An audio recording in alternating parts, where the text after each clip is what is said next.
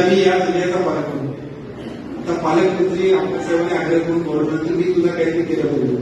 कारण त्याचा इतका आग्रह होता मला ते त्यांना बघितलं भीती वाटायची तर मी बाजूला जाऊ का ते चंद्रशेखरसाठी तुम्ही काय करायला पाहिजे वेळ करायला पाहिजे म्हणून मी पहिल्यांदा या निमित्तानं आढावा बैठकीला जिल्ह्यात पहिल्यांदा येत आहे. त्यामुळे गेल्या 1.5 वर्षामध्ये त्यांचा एका पाठवला मी तुम्हाला 2 गोष्टीमध्ये दिसतो की एका बाजूला मी पोलीस क्षेत्रामध्ये धोरणाला बघितली की या जिल्ह्याची मंत्री या राज्याची मंत्री झाली पोलीस मतदारसंघात आणि भगवानाच्या नंतर पहिल्यांदा माणूस होतो आज आम्ही सुद्धा मंत्री पण आज मुख्यमंत्र्यांच्या सोबत जायला आम्ही सुद्धा असतो हा माणूस फक्त आपल्या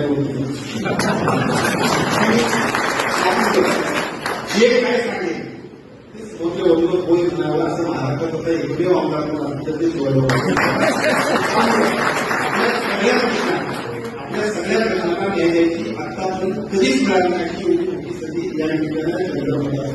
मी तुम्हाला सांगतो गेल्या वर्षामध्ये तुम्ही सगळ्यांना सुद्धा साक्षीदार असाल तर मी माझी साक्षीदार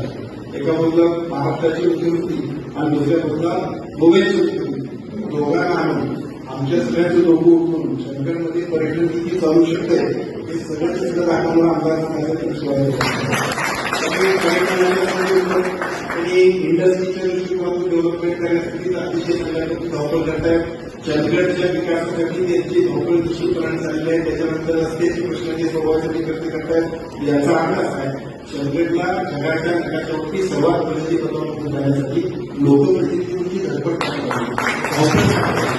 ही सगळी धावपळ करण्यामध्ये कुठंच सन्मान्य आमदार साहेब मागे आता जेव्हा 18 वर्ष झाली ज्या दिवशी डेप्युटीची असते त्या दिवशी आमचे अधिकारी बसून असताना चंदगडचे आमदार काय बोलत काय ज्या दिवशी राज्यातली एखादी बैठक असते त्या दिवशी सुद्धा सगळे आमचे लोक बसून असतात शिवाजीराव पाटील साहेब काय बोलतात काय माहिती त्याचा फायदा असा होतो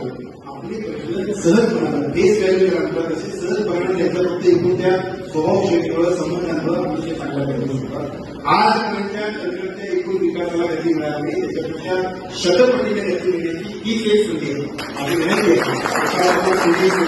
सर्व लोकप्रतिनिधी तिसऱ्या बाजूला शासकीय यंत्रणेचे अधिकारी आणि 4थ्या बाजूला तुमच्या जबाबदारी तुम्ही आपण सगळ्यांनी हे सगळं काम करण्यासाठी जेवढं काय करायला पाहिजे तेवढं आपण करूया.